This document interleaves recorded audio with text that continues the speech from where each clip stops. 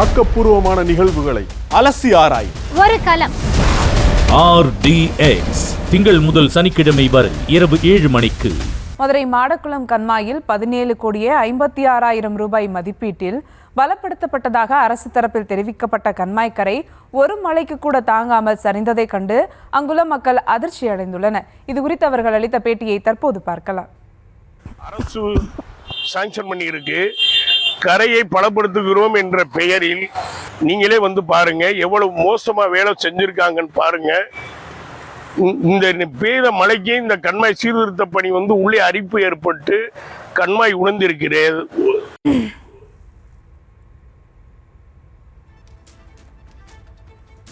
இது குறித்த கூடுதல் விவரங்களோடு இணைகிறார் செய்தியாளர் நவநீத கிருஷ்ணன். வணக்கம் நவநீத கிருஷ்ணன், விவரங்கள்.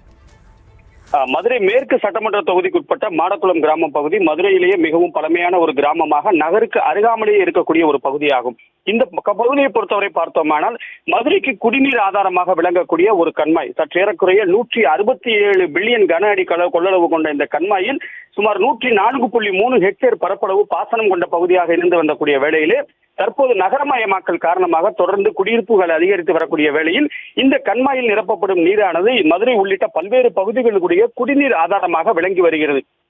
கிட்டத்தட்ட வைகை அணையிலிருந்து ஒவ்வொரு முறையும் தண்ணீர் திறக்கப்படும் போது முறை வைத்து இந்த கண்மாய் நீரானது நிரப்பப்படுவது வழக்கம். அதன் அடிப்படையில் கடந்த 4 ஆண்டுகளாக நீர் நிறைந்து வந்த வேளையிலே தற்போது இந்த கண்மாயை பலப்படுத்தும் வண்ணமாக சாலை அமைப்பதற்காக பொதுப்பணித்துறை மூலமாக சுமார் 17,56 கோடி மதிப்பீட்டில் கடந்த 4 மாதங்களாக இந்த பணிகளானது நடைபெற்று வந்தது. குறிப்பாக இந்த பணிகளுக்கு முன்னர் அந்த கண்மாய் கரையின் 2 புறங்களில் இருந்த மரங்கள் அனைத்துமே அகற்றப்பட்ட போது அப்பகுதி மக்கள் முறையிட்டனர். அதன் இருந்தாலும் அவர்களுக்கு அதற்கான பணிகளை செய்து வந்த வேளையிலே தற்போது கிட்டத்தட்ட 3 மதகுகளை கொண்ட இந்த மாடக்குளம் கண்மாயில் மாடக்குளத்திலிருந்து விராட்டிபத்து அச்சம்பத்து நோக்கி போகக்கூடிய சாலை பகுதியில் நேற்று பெய்த கனமழையின் காரணமாக கண்மாயை பலப்படுத்துவதற்காக அமைக்கப்பட்ட கான்கிரீட் தடுப்பு சுவர் உடைந்து மண்ணரிப்பு ஏற்பட்டதை அந்த வழியே சென்ற இருசக்கர வாகன ஓட்டி ஒருவர் வீடியோவாக பதிவு செய்த நிலையிலே தகவல் அறிந்து இன்று காலை பொதுப்பணித்துறை அதிகாரிகள் இயந்திரங்களை கொண்டு தற்காலிகமாக மண்களை வைத்து அந்த கரைகளை சமப்படுத்துவதன் பணியில் ஈடுபட்டு வருகிறார்கள். குறிப்பாக குடிநீர் ஆதாரமாக அதிக கொள்ளளவு கொண்ட இந்த மாடக்குளம் கண்மாயை பலப்படுத்துவது அப்பகுதி மக்களிடையே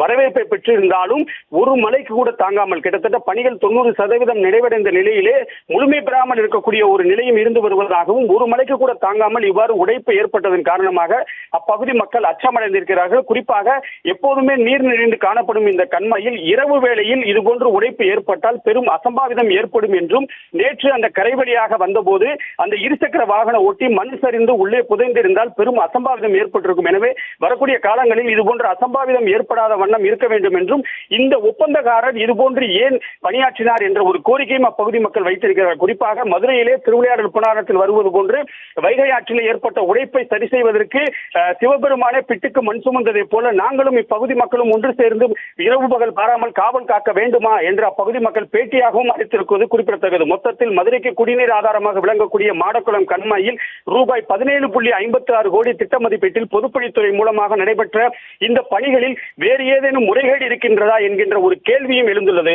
சுபா,